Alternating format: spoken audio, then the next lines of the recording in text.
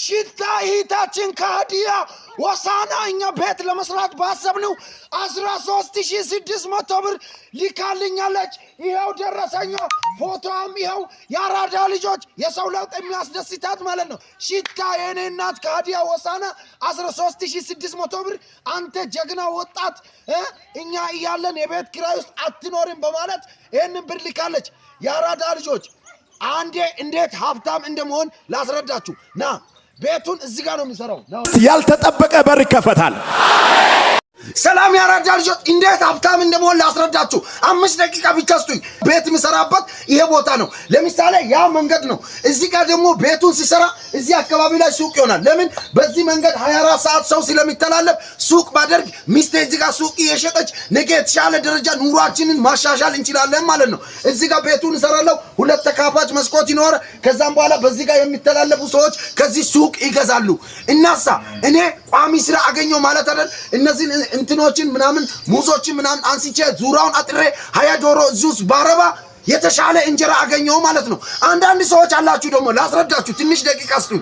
አንተ እጅ ንጹህ ነው አካሊ ሙሉ ነው እንዴ ለአንተ እርዳታ ያስፈልጋል ምናምን ለምትሉኝ ኢትዮጵያ ውስጥ ደግሞ ወይ ሰው ካልሞተ ሰው ወይ ከናንተ በታች ካልሆነ ሰውን ለመርዳት ባይላችን እንዳልሆነ አውቃለሁ። ግን እኔ ጥሩ ነገር እየሰራው ይሄንን ሁሉ ቤተሰብ አምጥቻለሁ። ታዲያ የቤት ኪራይ ውስጥ ከመቀመጥ የግድ እጄ መቆረጥ የለበትም እናንተ እንድታግዙኝ። ጥሩ ስራ እየሰራው ስለመጣው ኮኮነ የሚያበረታቱኝ ሰዎችም ስላሉ ነው ይሄንን ቤት ለመስራት ያሰብኩት። እዚህ ጋር ቤቱ ሰራል። እዚህ ጋር ባለ 2 መከፈቻ መስኮት ይኖራል። ሱቅ ይከፈታል። ኋላ ደግሞ እንግዳ ክላስ አለ፣ ሳሎን አለው። እዚህ ጋር ደግሞ ባለቤቴ አንድ ስራ አገኘች ማለት ነው። ሁለተኛ ቦታ ልውሰዳችሁ ኑ። በር አይደለም የሚያስቀና በር ይከፈታል። እንግዲህ አራዳ ልጆች ይሄ ቅድም እንዳሳያችሁ መንገድ ነው። መንገድ ስለሆነ መንገዱ ቢዝነስ ነው ማለት ነው። ገባችሁ? ቤት እዚህ ጋር ሲሰራ በዚህ ጋር የሚተላለፍ ሰው ጨው ይገዛል፣ ውሃ ይገዛል፣ የተለያዩ ነገሮችን ይገዛል። ቀስ ብለ ካሜራውን አዙርልኝ። እታች ደግሞ ተመልከቱ። ትምህርት ቤቱ ይታያል አይደለ? ትምህርት ቤት አለ እዛ ጋር ትምህርት ቤት ይታያችኋል አይደል? 10 ወር ሙሉ እዚህ ውስጥ ተማሪ ይማራል ማለት ነው። ባለቤቴ እዚህ ጋር ኮቾሮ ብትሸጥ፣ ካፕቺኖ ብትሸጥ፣ ቺፕስ ብትጠብስ ስራ አገኘው ማለት ነው። ገባችሁ አይደል? ያራዳ ልጆች ሀብታም መሆን ይችላልው። ግን እኔ አሁን ዝቅተኛ ኑሮ ነው በቃ ሽንኩርት እየተከልኩ ነው፣ ተፕ ያልኩ ነው ህይወቴን ለማሻሻል ማለት ነው። ይሄንን ለማድረግ ወደፊት አቅጄ ቤት ሰርቼ እንደዚህ ካልኩኝ 10 ዓመት 20 ዓመት ሊፈጅብኝ ይችላል።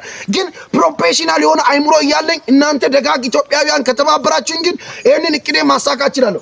እዚህ ጋር ቤት ሰራለሁ። እናንተ ደግሞ እኔን የምትወዱ ሰዎች ስትመጡ እኔ ጋር ታርፋላችሁ።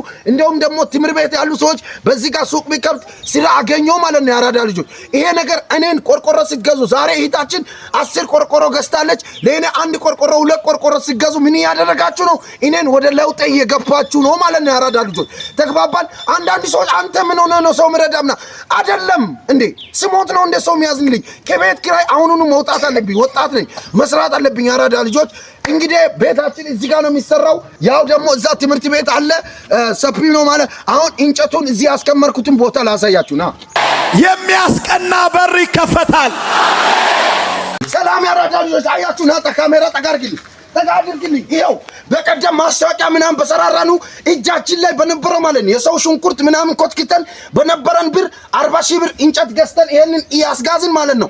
ካሳዬ ደርሶ 21,000 ብር ባደረገችው የልጃችንን ልደት ምናምን አድርገን እንጨቱን አድርሰናል። ፍልጥ 400 ፍልጥ ነው ቤቱን ለመስራት የተባለው። 400 ፍልጥ ተዘጋጅቷል። ወራጅ ማገር ምናምን እዛ ጋር እየመጣ ነው። እንግዲህ ሁላችሁም ኢትዮጵያውያን ድጋፎችን አድርጉልኝ።